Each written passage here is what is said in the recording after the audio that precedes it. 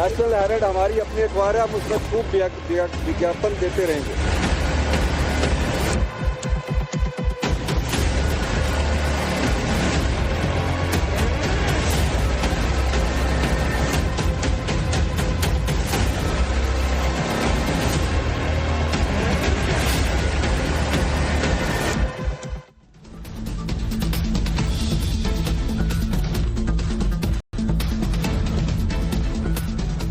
नमस्कार दर्शकों, मैं हूं नाविका कुमार और आप जुड़ रहे हैं मेरे साथ सवाल पब्लिक का शो पर।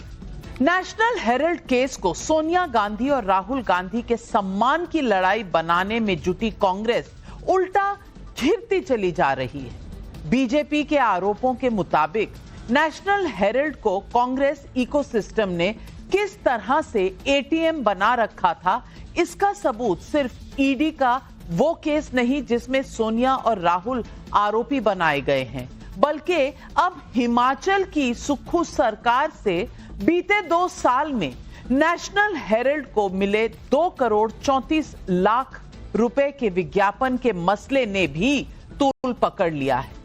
बीते 2 साल में वित्तीय संकट की वजह से हिमाचल में कभी सरकारी कर्मचारियों की सैलरी देर से आई तो कभी टॉयलेट टैक्स लगा, लेकिन आरोपों के मुताबिक नेशनल हेराल्ड को विज्ञापन की आड़ में सुक्खू सरकार ने चंदा दे दिया। और चंदा दिया भी किसका? इस देश के टैक्स पेयर का, यानी कि हिमाचल प्रदेश के उन लोगों का, उस आम जनता का जो त्रस्त है महंगाई से। बीजेपी ने आज कहा अखबार कागज पर छपता है, लेकिन कुछ कागजी अखबार भी होते हैं जो छपते भी नहीं, बिकते भी नहीं, बंटते भी नहीं, दिखते भी नहीं और पढ़े भी नहीं जाते। ये उनमें से एक है। कांग्रेस राज्यों के मुख्यमंत्री इसके लिए विज्ञापन देते हैं। वो ये विज्ञापन किस आधार पर देते हैं, ये सवाल बहुत जोर से पूछा गया। उधर बीजेपी 1950 की पंडित नेहरू को लिखी सरदार पटेल की चिट्ठी के आधार पर यह दावा भी कर रही है कि पटेल ने नेशनल हेराल्ड की संदिग्ध फंडिंग पर चेतावनी दी थी, तब भी दी थी। वो चेतावनी नजरअंदाज की गई, जिसका खामियाजा आज वो केस है जिसके घेरे में सोनिया गांधी और राहुल गांधी हैं। सवाल पब्लिक का है कि क्या नेशनल हेराल्ड केस कांग्रेस का सबसे बड़ा सेटबैक बनने जा रहा है? इस बीच हरियाणा लैंड डील में रॉबर्ट वाड्रा से ईडी की पूछताछ भी कांग्रेस के गले की हड्डी बन रही है। एक ओर रॉबर्ट वाड्रा खुद को बेकसूर बता रहे हैं, तो दूसरी ओर नवभारत संवाददाता अनुज मिश्रा से उन्होंने कहा कि नाविका से बोलो कुछ अच्छा बोलें, तभी आपसे बात करूंगा। टाइम्स नाउ ने कभी भी हमारे लिए कुछ अच्छा बोला है? सर हम लोग तो नाविका को बोलो पहले अच्छा बोले। नहीं सुनो, उनको बोलिए पहले अच्छा बोलिए हमारे, उसके बाद हम आपसे बात करेंगे। नाविका को बोलो पहले अच्छा बोले। नहीं सुनो, उनको बोलिए पहले अच्छा बोलिए हमारे, उसके बाद हम आपसे बात करेंगे। आप बीजेपी के माउथ पीस हैं। थैंक यू प्लीज ये आप रिकॉर्ड करिए। वाड्रा जी, अब केस चल रहा है, तीसरे दिन आपको बुलाया गया, सवाल पूछे गए, तो मैं अच्छा क्या बोलूं, अच्छा क्या करूंगी? मेरी टीम रिपोर्टिंग करेगी और रिपोर्टिंग कर भी रही थी, आपका पक्ष ले रही थी। अरे भैया, फैक्ट सामने नहीं रखा जाएगा, अब वो अच्छा हो या बुरा, और मैं चाहूंगी कि आप अपना पक्ष नवभारत पर जरूर रखें, क्यों नहीं? लेकिन सवाल पब्लिक का है कि क्या भ्रष्टाचार के छींटे गांधी परिवार तक पहुंच गए, इसलिए कांग्रेस इकोसिस्टम परेशान है? लेकिन बहस करूं उससे पहले ये फैक्ट शीट आपके लिए। If Congress scams were a jewel set, this one's the Kohinoor. National Herald case को कांग्रेस के भ्रष्टाचार का कोहिनूर बताने वाला ये वीडियो किरण रिजिजू जैसे मंत्री पोस्ट कर रहे हैं, तो ये समझना मुश्किल नहीं कि लड़ाई कितनी भीषण है। इसी बीच नेशनल हेराल्ड पर हिमाचल प्रदेश से नया तूफान खड़ा हो गया। ये दान नहीं दे सकते आप।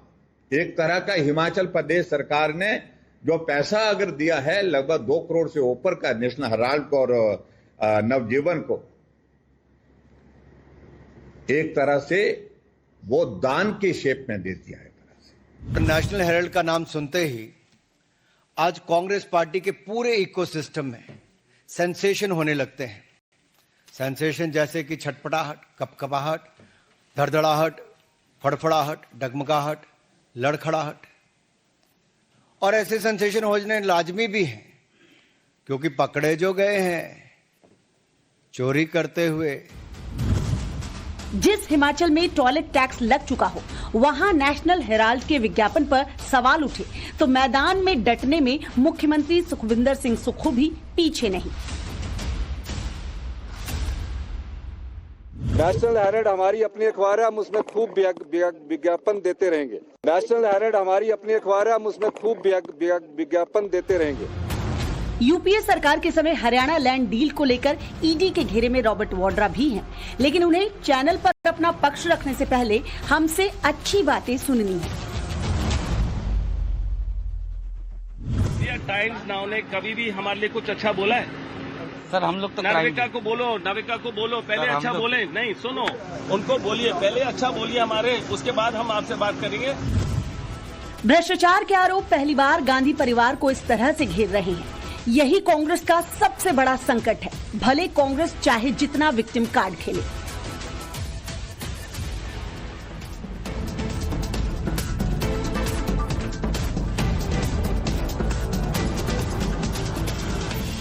तो आज सवाल पब्लिक का यही है, क्या सोनिया राहुल के आरोपी बनने के बाद नेशनल हेराल्ड को कांग्रेस के भ्रष्टाचार का एटीएम बताने के परसेप्शन वॉर में बीजेपी का हाथ भारी है? टॉयलेट टैक्स लगाने की नौबत जिस हिमाचल प्रदेश में आई, वहां नेशनल हेराल्ड को करोड़ों का विज्ञापन देने का आधार क्या कांग्रेस देश को समझा सकेगी? सवाल यह भी उठ रहा है कि सोनिया राहुल के आरोपी बनने के बाद क्या ईडी को पॉलिटिकल टूल बनाने का आरोप कोर्ट में सवाल पब्लिक पूछ रही है। और इन सवालों के जवाब देने के लिए आज हमारे साथ स्टूडियो में मौजूद हैं बीजेपी के राष्ट्रीय प्रवक्ता शहजाद पूनावाला, तारिक खान समाजवादी पार्टी के प्रवक्ता जुड़ रहे हैं, ईश्वरन भंडारी सुप्रीम कोर्ट के लॉयर हमारे साथ जुड़ रहे हैं, करण वर्मा पॉलिटिकल एनालिस्ट हैं, विवेक श्रीवास्तव पॉलिटिकल एनालिस्ट हैं। लेकिन मेरा सबसे पहला सवाल जाता है कपिल मदान, कांग्रेस के सपोर्टर भी हैं और सुप्रीम कोर्ट के लॉयर भी हैं। और कपिल मदान, मैं आपसे पूछना चाहती हूं, अब यह मुद्दा आज का तो है नहीं। नेशनल हेराल्ड का केस 2015 में बेल के लिए जब कांग्रेस पार्टी और सोनिया गांधी और राहुल गांधी ने अप्लाई किया था, तब से चल रहा है। अब 14 में सरकार आई, 15 में जब मुद्दा उठा तो आपने वेंडेटा कहा कि बदले की भावना से हो रहा है। 15 के बाद 10 साल बाद 2025 में अगर चार्जशीट शामिल होती है तो इसको भी आप कहेंगे कि बदले की भावना है। और ऊपर से आप ये समझा दीजिए देश की जनता को कि जिस राज्य के पास पैसों की इतनी सख्त कमी है कि सरकारी मुलाजिमों को तो आप कई बार तनख्वाह नहीं दे पाते, वो राज्य 2.5 करोड़ के एड्स दे रहा है उस अखबार को जो अखबार कभी छपता है कभी नहीं। देखिए नाविका जी, आपने अपने शुरुआती वक्तव्य में एक बहुत ही बड़ी स्टेटमेंट कही कि ये मुकदमा आज का तो है नहीं, और मैं अपने दर्शकों को, आपके दर्शकों को इसी बात पे ही उनका ध्यान आकर्षित करना चाहूंगा कि ये मुकदमा आज का नहीं है। 2014 के अंदर एक प्रेडिकेट ऑफेंस के अंदर कोर्ट ने कॉग्निजेंस लिया, उसके बाद ईडी ने कार्रवाई 2014 के अंदर स्टार्ट करी, और आप 2025 आप 11 साल आप एक केस की इन्वेस्टिगेशन में लगा रहे हैं।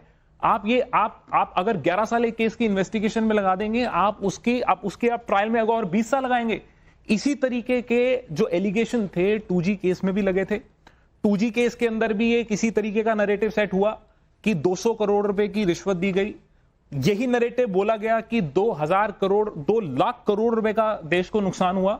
लेकिन जब ये मामला कोर्ट के अंदर गया, कोर्ट के अंदर हम सबने देखा कि सारे के सारे जो इसके अंदर एक्यूज बनाए गए थे, सबका कोर्ट ने एक्विटल कर दिया। कपिल मदान साहब, मेरा कुछ एक सवाल है, मेरा कुछ एक सवाल है। देखिए, मैं यहां पे एक कोई भी इन्वेस्टिगेटिव एजेंसी है और अगर कोई भी किसी भी तरीके का अपराध है, उनके पास पूरा अधिकार है कि वो इन्वेस्टिगेशन करें। किसी को सवाल या निशान होना नहीं चाहिए कि एक फेयर ट्रांसपेरेंट इन्वेस्टिगेशन होनी चाहिए। अब लेकिन मैं ये बोल रहा हूं कि क्या ये इन्वेस्टिगेशन के नाम पे आप एक पॉलिटिकल वेंडेटा की तरफ चले जाते हैं? आप अगर एजेंसी, यही तो दिक्कत है, यही तो दिक्कत है। 1 मिनट, 2015 में अगर करो तो वेंडेटा, 10 साल बाद करो तो आपकी दिक्कत क्या है कि टाइम ज्यादा लगा या टाइम कम लगा? वेंडेटा है या केस है कि नहीं? लेकिन दिक्कत ये है, नहीं, आप एक वकील हैं, मैं आपसे पूछती हूं, आप कहते हैं कि 1,72,000 का कोई हुआ ही नहीं स्कैम 2G का। मुझे बता दीजिए, आप ही की सरकार थी ना जिसने ए राजा को जेल में डाला था? आप ही की सरकार थी, डाला था कि नहीं डाला था? मुझे बता दीजिए कि 122 लाइसेंसेस सुप्रीम कोर्ट ने कैंसिल तब किए थे कि नहीं? मुझे इसलिए याद है क्योंकि सुप्रीम कोर्ट के लॉन में खड़े होकर मैं एज अ रिपोर्टर वहां से रिपोर्ट कर रही थी। मुझे एक एक लम्हा याद है। अब चित भी मेरी पट भी मेरी तो शहजाद पूनावाला जी नहीं। एक सेकंड, एक एलिगेशन लगा, अरेस्ट हुआ, इन्वेस्टिगेशन हुई, ट्रायल हुई और ट्रायल के बाद एक्विटल हुआ। अब आप ये देखें, अगर आप इस केस की अगर आप टाइमलाइन देख लें, जहां तक मुझे याद है 2010 के अंदर सुप्रीम कोर्ट में मामला गया, 2011 के अंदर सीबीआई के अंदर चार्जशीट गई, ट्रायल खत्म हुई, यहां पे आप इन्वेस्टिगेशन में आप 11 साल लगा दिए हैं आपने ऑलरेडी। तो तथ्य आप कोर्ट में नहीं, तथ्य आप कोर्ट में रखिए। तो अगर आपने कुछ गलत नहीं किया, नहीं कपिल मदान जी, सिर्फ आप तो नहीं बोल सकते ना, क्योंकि ये सुप्रीम कोर्ट नहीं है। एक मिनट, अब तथ्य आपको कोर्ट में रखने हैं, इन्वेस्टिगेशन आपको लग रहा है कि ये बदले की भावना से हो रही है, तो तथ्य कोर्ट पे रखने चाहिए। ये सड़कों को जाम करने से क्या होगा? 2015 में भी कि अब भी रोज खड़े हो जाते हैं प्रोटेस्ट करने, ये क्या मामला है? देखिए, अनुमति हो, मैंने आपको पेशेंटली सुना है। जब से ये ईडी की चार्जशीट फाइल हुई है तो पूरे इकोसिस्टम में सेंसेशन है। फड़फड़ाहट, तड़पड़ाहट, चटपटाहट, भड़बड़ाहट, कपकपाहट, थरथराहट, घबराहट और चुल। ये क्यों है? क्योंकि देखिए, राइट टू प्रोटेस्ट तो है, प्रोटेस्ट का अधिकार है, परंतु भ्रष्टाचार करने का जनसिद्ध अधिकार और कार्रवाई हो तो मैं चिल्लाऊं अत्याचार और खेलूं विक्टिमहुड कार्ड नहीं हो सकता। ये केस आपने बिल्कुल सही कहा, 2012 में शुरू हुआ। किसने शुरू किया? ट्रायल कोर्ट ने। ट्रायल कोर्ट ने बोला यंग इंडियंस को आपने बनाया है एक शैम ऑर्गेनाइजेशन की तरह 2000 करोड़ प्रॉपर्टी यूसअप करने के लिए 50 लाख रुपए में।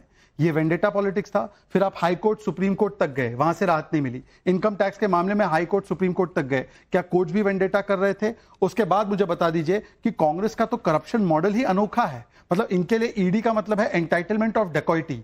माँ बेटा जो है 50 लाख देकर 2000 करोड़ की प्रॉपर्टी का बेनिफिशियल इंटरेस्ट ले लेते हैं और दामाद जी जो है वो 0 रुपीज देकर 50 करोड़ का जो है एक प्रॉफिट कमा लेते हैं, 700% का प्रॉफिट कमा लेते हैं। और कार्रवाई हो, आप बता रहे हैं कि 11 साल रेगुलर इन्वेस्टिगेशन में। कोई बोलता है कि ये वेंडेटा है, बुलडोज किया जा रहा है, कोई बोल रहा है कि 11 साल लग गए। तो अगर 11 साल लग रहे तो वेंडेटा कहां से है? इसका मतलब सारी प्रोसेसेस फॉलो हो रही है। पर सवाल यह बनता है कि आज क्या सवाल है, क्या आपने एजेएल को एटीएम बना दिया है क्या अपने परिवार का? 2 करोड़ का चंदा या विज्ञापन दिया जा रहा है नेशनल हेराल्ड को, उस स्टेट में जहां 1 लाख करोड़ का डेट है, जहां पर आपने 1500 रुपए महिलाओं को वादा किया था, जहां पे आपने 300 यूनिट बिजली का फ्री वादा किया था, वहां पे आप जो है टॉयलेट टैक्स लगा रहे हैं और 2 करोड़ रुपया वीकली पेपर जो छपता नहीं है। अब मैं पूछना चाहता हूं, डीएवीपी के रूल्स का वायलेशन हुआ है नहीं हुआ है? अगर ये पेपर को ऐड इतना दिया जा रहा है तो जहां वहां पे मेन पेपर है दिव्य हिमाचल, ट्रिब्यून, दैनिक भास्कर, दैनिक जागरण, इन पेपर्स को कितना आप विज्ञापन दे रहे हैं? मतलब कि जो पेपर दिखता नहीं, बिकता नहीं, जो कागजी पेपर है उसको 2 करोड़ का विज्ञापन। यहां पर भी स्कैम कर रहे हैं। और आपने नेशनल हेराल्ड की प्रॉपर्टीज को हड़पने के लिए, जैसे वक्फ बोर्ड काम करता है, वक्फ जैसे काम करता है और सत्यम का कॉर्पोरेट फ्रॉड, अगर दोनों मिला दो तो गांधी परिवार का फ्रॉड है। मैं पूछना चाहती हूं, मैं आ रही हूं, एक-एक करके आपने मुझे अपनी बात पूरी नहीं करने दी। मैं एक पहले आपको रिस्पॉन्ड करूंगा और फिर मैं मेरे भाई शहजाद को रिस्पॉन्ड करूंगा। आपने देखिए एक बात करी कि 11 साल लग गए तो इसके अंदर दिक्कत क्या है? कोई दिक्कत नहीं होनी चाहिए।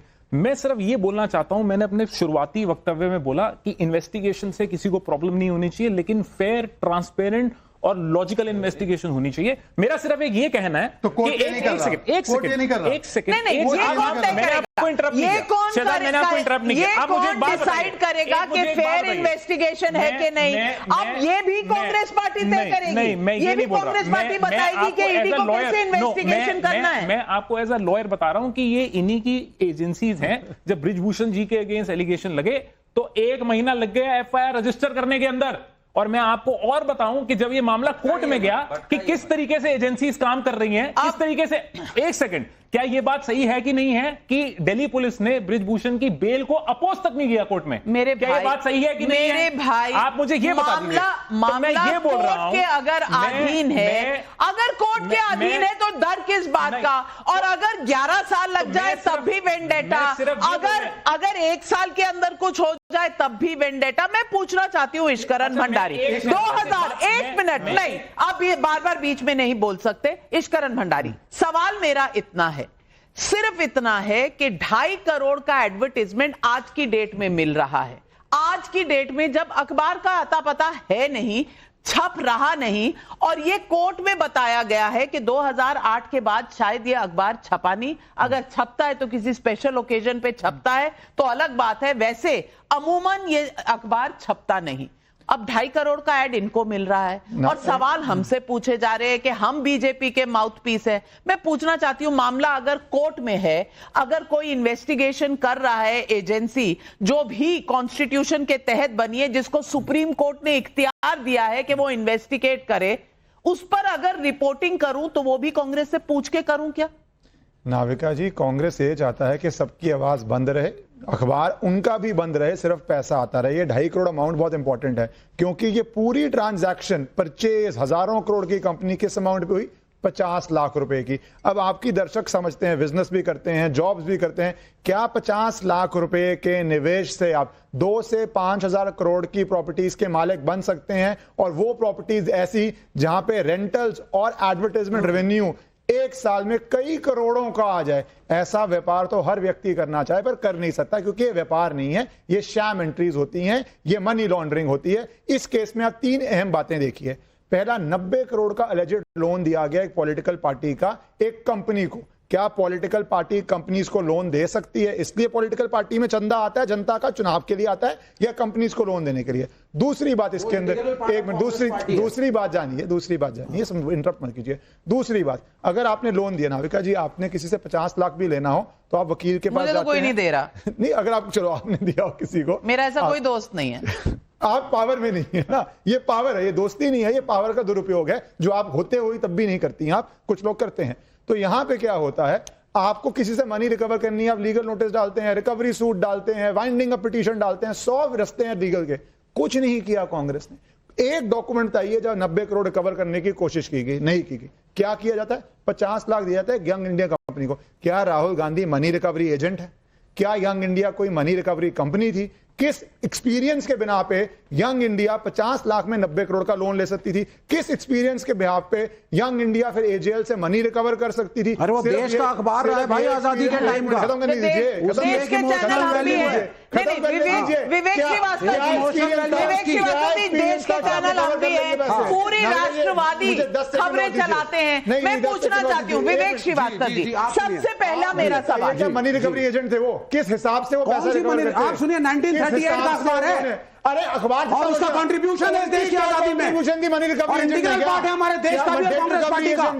क्या हिसाब? वो चैनलों की तरह नहीं है जो फंडिंग करते हो बैठ करके। दूसरी बात आप बताइए मुझे, और खुलवाए जा रहे हो कांग्रेस को, मत बोलो मेरा मुंह मत खुलवाओ। एजीएल को पैसा दिया तो शेयर्स कांग्रेस के नाम पे क्यों नहीं आए? सुन लीजिए, अब आप जो गलत बोल रहे हैं।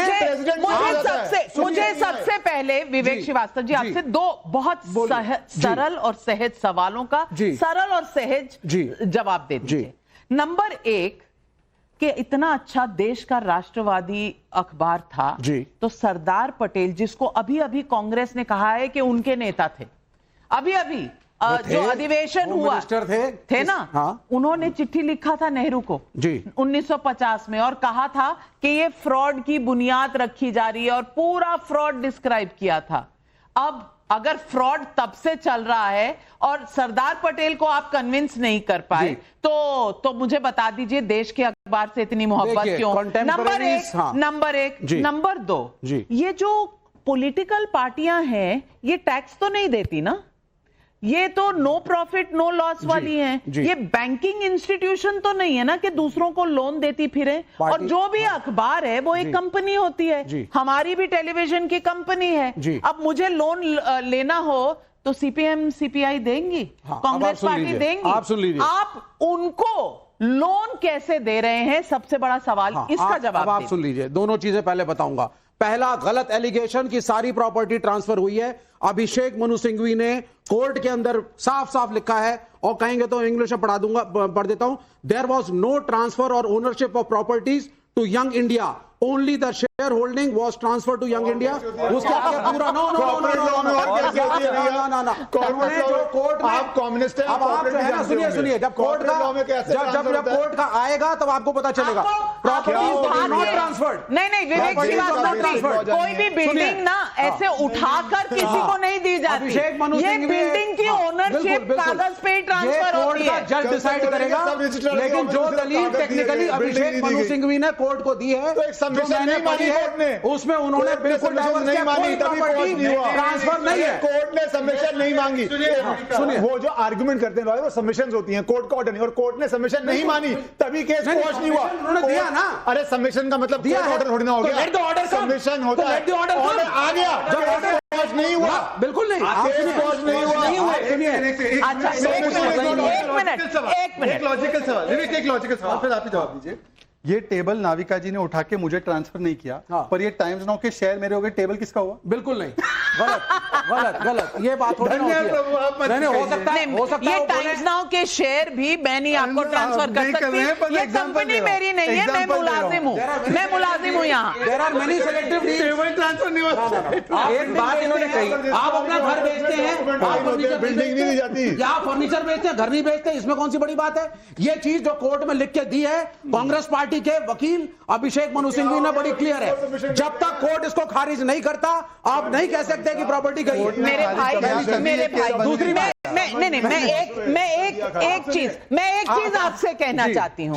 जब कोर्ट खारिज तब करेगी जब ये बात प्रेस कॉन्फ्रेंस में नहीं, कोर्ट के सामने कही जाएगी। नंबर एक। और नंबर दो मैं आपको इतना जरूर बताना चाहती हूँ कि कोर्ट के सामने भी ये दलील दी गई थी कि ये केस क्वॉश कर दीजिए, लेकिन ये केस क्वॉश नहीं हुआ। इसका मतलब आने दीजिए, आएगा, लेकिन अभी ये प्रेस कॉन्फ्रेंस है, अभी क्यों कटघरे में खड़ा कर रहे हैं? नहीं हुआ, सुप्रीम कोर्ट जा चुके हैं। दूसरी बात, अगर अभी कटघरे में नहीं है तो सड़कों पर प्रोटेस्ट क्यों? अगर अभी कटघरे में नहीं है तो सड़कों पर प्रोटेस्ट क्यों? नहीं, ये लोग सुनिए, इन्होंने कोई योगदान नहीं दिया। क्या मालूम नेशनल हेराल्ड की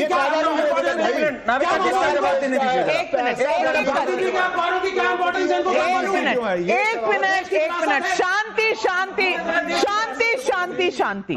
आपका सवाल क्या है? मैं यहाँ से जवाब दे रहा हूँ। एक सवाल सुन लीजिए, आप ही सवाल को उत्तर देना। वो लोग, वो संघी जो नहीं लड़े इस देश की आजादी में, उनको क्या मालूम नेशनल हेराल्ड की इंपॉर्टेंस क्या है? अब देखिए, दूसरी बात सुन लीजिए, और सवाल। अब बात सुनिए, बार मत सुनिए। 90 करोड़ कह रहे हो, 80,000 करोड़ अजीत पवार, 35-40 हजार करोड़ हेमंत बिश्व शर्मा। चोरों की बारात खड़ी है, चोरों की बारात खड़ी है। इनकी पूरी बात अब आप कम से कम ये इस पर तो आ गए कि 90 करोड़ गलत हैं।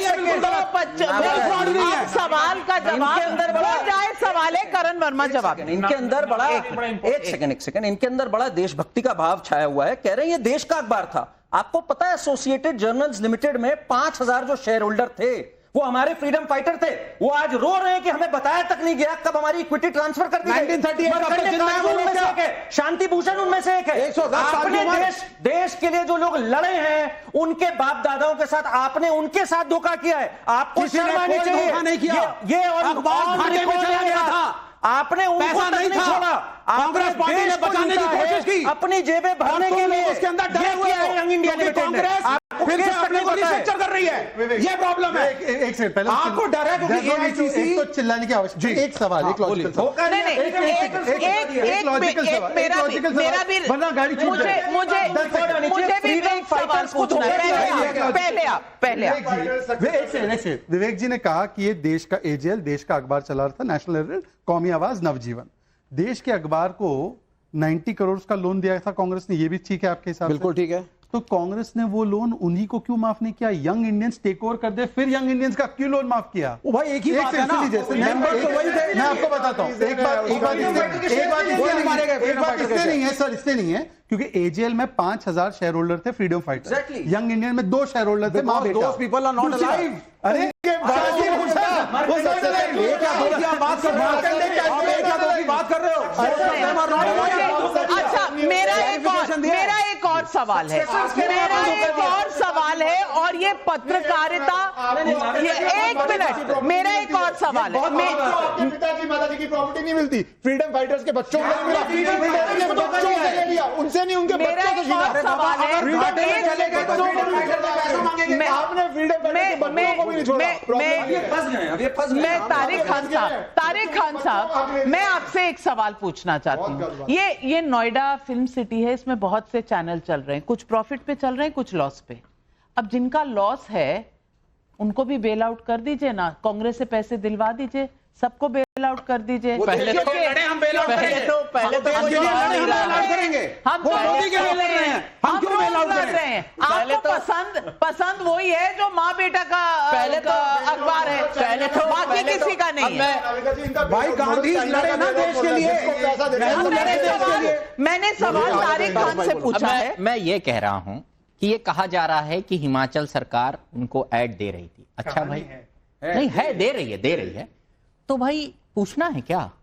आप यूपी में जब ऐड देते हो तो सेंट्रल गवर्नमेंट से या किसी से या शहजाद भाई से वो पूछते हैं क्या? DAVP से चलता है। नहीं ठीक है, नहीं वो ठीक है, वो चलता है, वो चलता है, नहीं ठीक है, मगर मैं ये कह रहा हूं कि ये सवाल जो पूछा जा रहा है, क्या हर स्टेट अपने विज्ञापन प्रेस को नहीं देते हैं?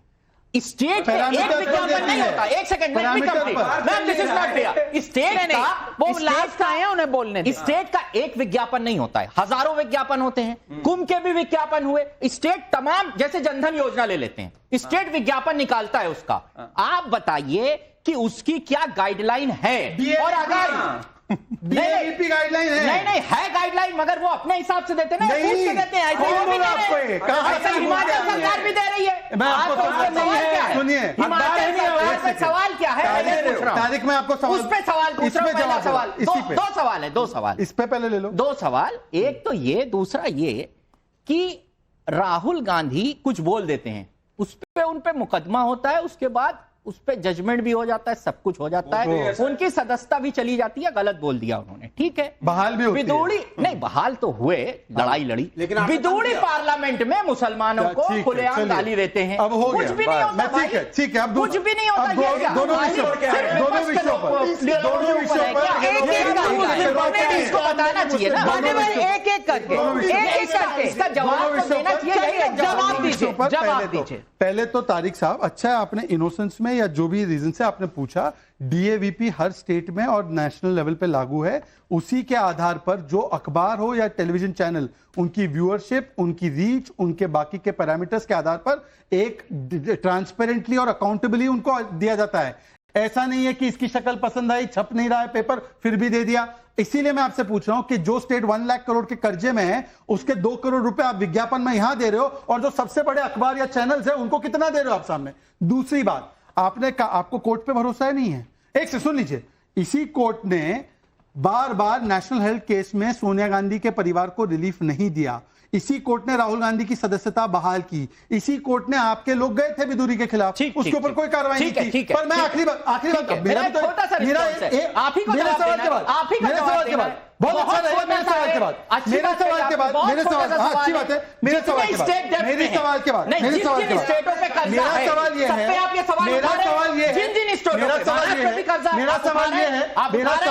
मेरा मेरा सवाल ये है, अगर महाराष्ट्र पे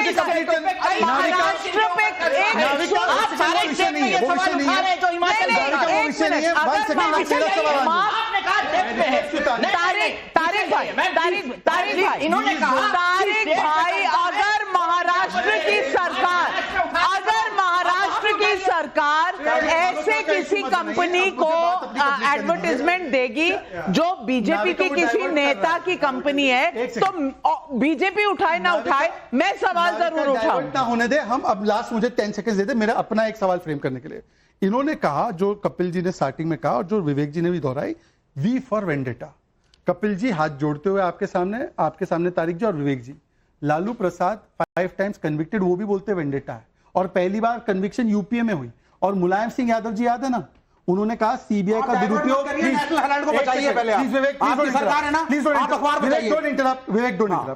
मुलायम सिंह यादव जी ने कहा था कि मेरे ऊपर डीए केस कांग्रेस ने लगाया सीबीआई का मिसयूज करते, और डीए केस बंद कब हुआ?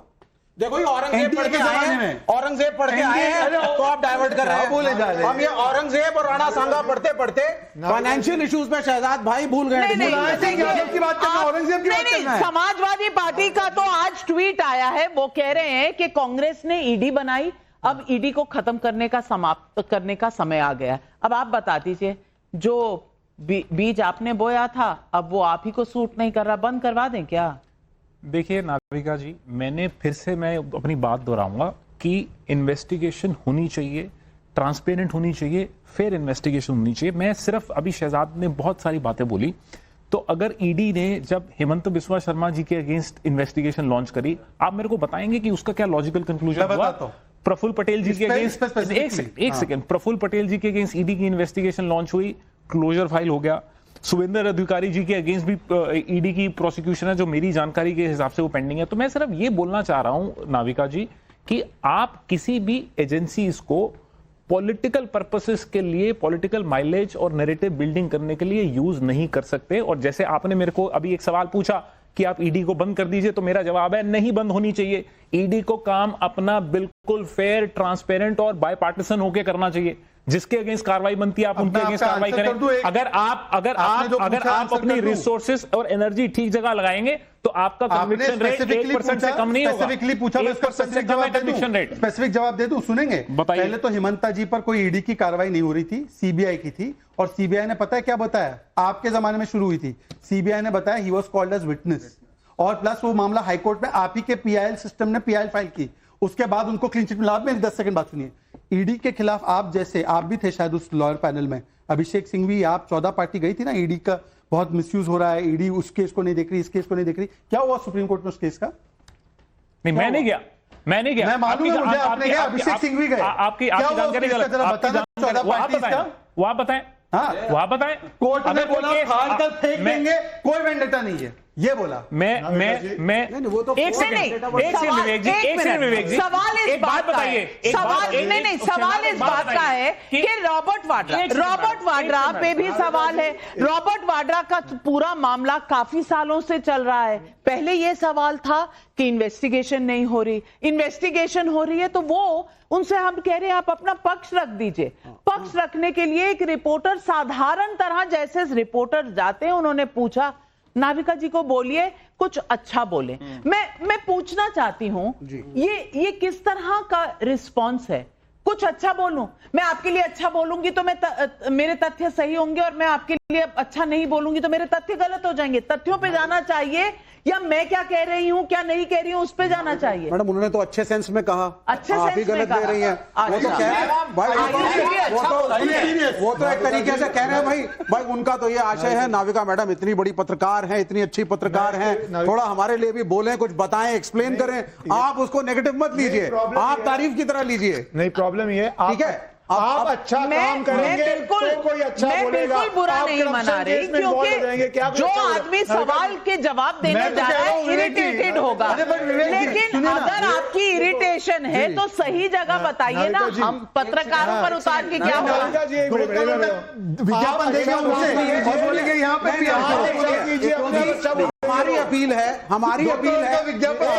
हमारी अपील है मैडम, आप पत्रकार हैं, बहुत सीनियर हैं, बहुत एक्सपीरियंस्ड हैं, आप ही की फ्रेटर्निटी का ये भी एक अखबार है नेशनल हेरल्ड। आज आप हमारे साथ मिलकर इसके बचाव के लिए आवाज उठाइए। इनके साथ मैं तथ्यों पर वापस आते हैं। ये डिबेट मेरी नहीं है, ये डिबेट है इस बात की कि इस देश में अगर कोई पॉलिटिकल पार्टी है, पॉलिटिकल पार्टी को एक तरह का एडमिनिस्ट्रेशन मिला हुआ है जिसमें उन्हें टैक्स नहीं लगता, जिसमें उन्हें डेमोक्रेसी को जीवित रखने का काम है, इसीलिए कोई सवाल भी नहीं पूछता कि टैक्स क्यों नहीं लगता। लेकिन वो पॉलिटिकल पार्टी अगर बिजनेस में चली जाए और लोन देना क्या होता है? इस देश की विरासत को बचाने के लिए किया गया है। तो देश की विरासत को अगर करना होता तो कहीं इन्वेस्ट कर लेते।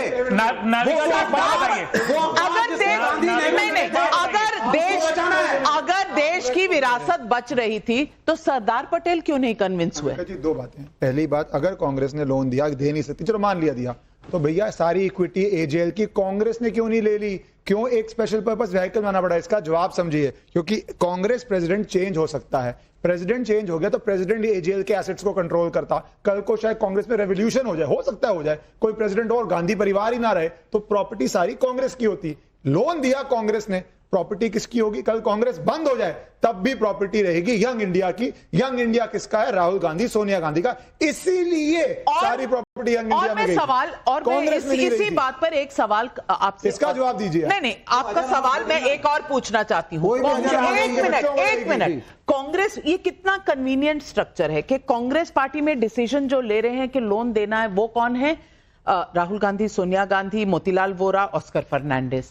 फिर लोन चला जाता है और लोन रीपे नहीं हो रहा तो एजेएल में डिसीजन लेने वाले कौन लोग हैं? यही 4 लोग हैं। फिर यंग इंडियन में कौन डिसीजन ले रहा है कि चलो खरीद लेते हैं, ये तो दे नहीं पा रहे, हमें लोन दे दो? यही 4 लोग। अब मुझे बताइए, यही बिजनेस कोई और एंटिटी करे, मैं तो बीजेपी की बात नहीं कर रही, कोई और एंटिटी करे कांग्रेस शासित राज्यों में, आप उनसे सवाल नहीं पूछेंगे? इन्वेस्टिगेशन नहीं करेंगे? बहुत बढ़िया सवाल पूछा नाविका जी, और मैं सिर्फ आपसे हाथ जोड़ के ये गुजारिश करूंगा, मेरे को इंटरप्ट नहीं करिएगा, मेरे को बात ही पूरी रखने दीजिएगा। जब भी कोई किसी 60 सेकंड शुरू होते हैं अब। थैंक यू सो मच, मैं 40 सेकंड लूंगा। जो भी ये लोन की ट्रांजैक्शन किसी भी पॉलिटिकल पार्टीज की होती हैं, चाहे वो एजेएल है, इनके सारे books of accounts public record में होते हैं, आरओसी के अंदर अवेलेबल होते हैं। कोई भी आप, मैं, इश्करन, शहजाद भाई, कोई भी जाके उसको इंस्पेक्ट कर लगते हैं। लेकिन एक स्कीम बनाई गई इलेक्टोरल बॉन्ड की, जहां पे आप जाके इलेक्टोरल बॉन्ड ले आइए, आप इलेक्टोरल बॉन्ड ले आइए और आप किसी भी पार्टी को चंदा दे दीजिए और किसी को भी उसका नाम नहीं पता लगेगा कि किसने वो चंदा दिया। और अगर आप देखेंगे कि कुछ कंपनियां जो कि सीबीआई और ईडी इन्वेस्टिगेशन फेस कर रही थी, उन्होंने भी चंदा दिया।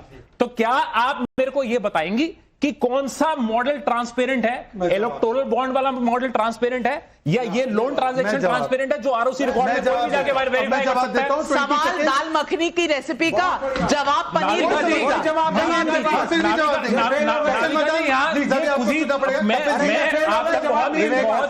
का। बहुत ही स्किलफुली इसको कर दिया सवाल को, लेकिन अगर मैंने रेसिपी मांगी थी दाल मखनी की, जवाब मिला पनीर भुर्जी का, पर जवाब दीजिए। पर उनको सुनना भी पड़ेगा। विवेक प्लीज, आपने इलेक्टोरल बॉन्ड बड़ा ट्रांसपेरेंट नहीं है, वो ओपेक था, ये सब बोला ना आपने काहे ले लिया 2000 करोड़ का चंदा? आपने डिक्लेयर कर दिया अपनी वेबसाइट पे कहां से लिया है?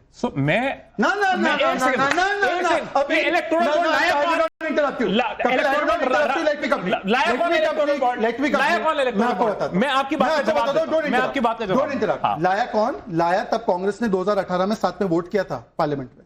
ये आपको पता नहीं है फैक्ट्स। आप शहजाद पुनावाला को फैक्ट्स पे मत चैलेंज कीजिए। अब मेरी बात सुन लीजिए। अब विवेक जी का तर्क गजब का तर्क है। विवेक जी जो तर्क लाते हैं ना, ये तो मतलब चाइना वाले भी नहीं, मेड इन चाइना है सर। सुनिए, उन्होंने बोला विरासत है, देश की विरासत है, इससे संभालना है। सर ये देश की विरासत है। चंद्रभानु गुप्ता का नाम सुना आपने? 3 टाइम के यूपी सीएम। हाँ, सुनिए क्या लिखते हैं विरासत पे।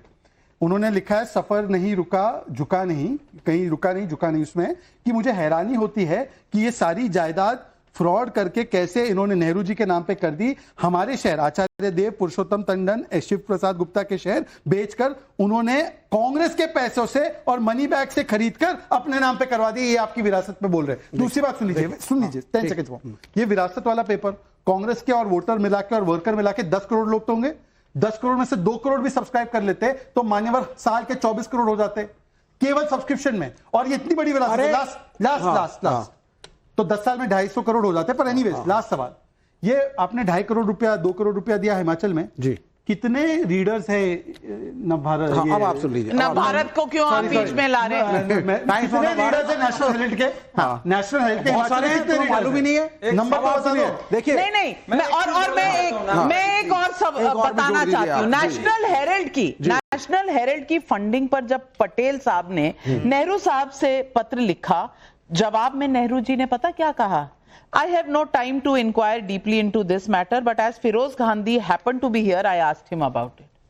यानी कि AJL परिवार का हिस्सा शुरू से ही है। नहीं, देखिए यही है। सुनिए, नहीं, ये कहने से पहले मुझे यहाँ कोई ये बताएगा, नहीं सुनिए ना, कितना प्रॉफिट कमाया नेशनल हेराल्ड ने और गांधीयों को दिया, इसका उत्तर बताइए। प्रॉफिट कमाने योग्य अखबार नहीं है। मैं भी यही कह रहा हूं, करना पड़ता है, काम की बात नहीं, प्रॉफिट कमाने के लिए काम करना पड़ता है, जो दिन रात हम लोग करते हैं। जिन्हें बैठे बैठाए लोग मिल जाता है, वो काम क्यों करेंगे? वो काम क्यों करेंगे? इमोशन से 5,000 करोड़ दे दो, उनके इमोशन से 5,000 करोड़ मिल रहे। नहीं, कुछ भी इस अखबार से कपिल प्रधान साहब, मैं आपसे पूछ रही हूँ, सरदार पटेल ने नेहरू जी से सवाल पूछा और जवाब, नेहरू जी के पास तो समय है नहीं, जवाब दे रहे हैं फिरोज गांधी। तो ये शुरू से ही नेहरू गांधी इनकॉर्पोरेटेड है, ये एक होल्डिंग कंपनी है नेहरू गांधी की, तब से आज तक। मुझे बताइए क्यों और कैसे? मैडम आप एक, अब आप बोलेंगे नेहरू का कंट्रीब्यूशन था तो मिसेस गांधी का क्यों हुआ? फिर मिसेस गांधी का था तो राजीव गांधी ने मैंने ये पूछा नहीं, आप अपने आप सबकी फैमिली कंट्रीब्यूट कर रही है तो कर रही है तो राम नाम जपो, सारे एसेट्स ले लो, बोलते उसको लूट बोलते हैं। पहले कपिल जवाब दे ले, फिर मैडम देख, मैं आपकी बात का जवाब दे रहा हूं। देखिए, जितना भी मुझे हम ये डिबेट कर रहे हैं, मुझे लगता है कि किसी को भी कॉर्पोरेट लॉ की जानकारी यहाँ पे नहीं है। मैं थोड़ी सी जानकारी देना चाह रहा हूँ। प्रोप्राइटी की है, मोरालिटी की जानकारी। एक सेकंड मैडम, जब भी कोई कंपनी होती है, अगर कंपनी को किसी भी कहीं पे भी अपने जवाब देने जाना होता है, तो कंपनी एक अपना ऑफिसर अपॉइंट करती है, जिसके फेवर में बोर्ड रेजोल्यूशंस होते हैं, जिसके फेवर में अथॉरिटी लेटर होते हैं, और वो बंदा जाके जहां पे भी जो भी किसी भी कार्रवाई में पार्टिसिपेट करना होता है, तो ये इस तरीके से कंपनी चलती है। और ये एक कंपनी से बारे में पूछा गया तो एक इंडिविजुअल आ गया, इसका मतलब तो ये कंपनी फैमिली की हो गई। वेदांत मिश्रा रायगढ़ छत्तीसगढ़ से सवाल पूछ रहे हैं, 90 करोड़ के लोन में हजारों करोड़ की प्रॉपर्टी होने के बावजूद कंपनी बिक गई, इसका जवाब तो देना होगा ना। सवाल बहुत जायज है। गरिमा रानी रांची से पूछ रही हैं, किसी केस का फैसला तो कोर्ट में ही होता है, कांग्रेस नेशनल हेराल्ड केस का फैसला सड़क पर क्यों करना चाहती है? ये सवाल चाहता हूं। जरा देखिए, आर.के. राघवन साहब ने किताब लिखी है रोड वेल ट्रैवल्ड, जिसमें ही मेंशन पूरी तरह से कि जब मोदी जी की एसआईटी के सामने जाना था उनको, एक बोतल पानी के लिए साथ गए थे, वो ना चाय पी ना कुछ, वहां बैठ के इन्वेस्टिगेशन करी 9 घंटे। और इनका क्या चल रहा है? इनके सड़कों पे निकल रहे हैं, कांग्रेस पटना वाले निकल रहे हैं। और कपिल ने एक भी जवाब, एक बहुत काबिल लॉयर है वैसे, एक भी जवाब इस केस के लीगल मेरिट्स पे नहीं दिया। हाईकोर्ट से इनको फटकार पड़ी, समन्स इनके क्वॉश नहीं हुए, ऊपर तक हर ऑर्डर को इन्होंने ऊपर तक चैलेंज किया है और हर ऑर्डर पे इन्होंने मुंह की खाई है। ये कह रहे हैं किसी को कॉर्पोरेट लॉ नहीं आता, मेट्रोपॉलिटन मजिस्ट्रेट को तो आता है ना। उन्होंने क्या वर्ड्स कहे? Young India limited is a sham of an entity, जिसमें आपने पैसे का गबन किया है, एग्जैक्ट वर्ड्स ये यूज किए हैं। और दूसरी बात, एक नाविका जी, इन्होंने, रॉबर्ट वाड्रा ने आज बोला कि नाविका जी कुछ अच्छा बोले। मैं जरा एक बात बताना चाहता हूं आपको, नेशनल हेराल्ड वैसे तो खत्म है अखबार, पर जो डिजिटल प्लेटफॉर्म पे आता है उसकी जरा कुछ खबरें मैं बताना चाहता हूं जो आती गई हैं। राम काल्पनिक है, देश रिसेशन की ओर जा रहा है, गौमूत्र राज्य है ये सब जहां बीजेपी ये सब कर रही है, ये तो बड़ी पॉजिटिव बातें हैं ना विका जी। देश निर्माण की बात है, देश निर्माण की बात है। वैक्सीन प्रोग्राम फेल हो गया है, बिल्कुल सही बोला है, सोचिए जरा, 120 करोड़ वैक्सीन जहां हो गई, आपके हिसाब से थोड़ी ना हो रहे। मोहित गोहिल का मुंबई से सवाल है, कांग्रेस के अध्यक्ष कह रहे हैं कि क्या हमने सरकारी पैसे लेकर करप्शन किया है? एक संस्था से आधार लेकर दूसरी संस्था चलाने के लिए पैसा लिया, यानी मान रहे हैं कि कुछ तो गड़बड़ किया है। क्या कहेंगे? ये सवाल पब्लिक, और पब्लिक सवाल जानती है। विवेक श्रीवास्तव जी, राजनीतिक लड़ाई अपनी जगह, लेकिन जब पैसों का मामला होता है और जब बिजनेस का मामला होता है, इंक्लूडिंग इलेक्टोरल बॉन्ड, सच बोलूंगा, सुप्रीम कोर्ट अब तक झूठ बोल रहे हैं, नहीं, अब तक झूठ बोल रहे हैं, अब तक झूठ बोल रहे हैं। इलेक्टोरल बॉन्ड्स का अगर फंडा सुप्रीम कोर्ट को सही नहीं लगा तो उन्होंने कैंसिल कर दिए। अगर सुप्रीम कोर्ट को लगता कि इस केस में दम नहीं है तो वो क्वॉश कर देती। सुप्रीम कोर्ट ने किया नहीं। लेकिन क्या कांग्रेस पार्टी सड़क पर उतरकर देश के कानून की धज्जियां उड़ा रही है? क्या गांधी परिवार कानून से ऊपर है? यही सवाल आज पब्लिक पूछ रही है। आज इस डिबेट में इतना ही। लेती हूं आपसे इजाजत। नमस्कार और अपने तमाम पैनलिस्ट का धन्यवाद करती हूं।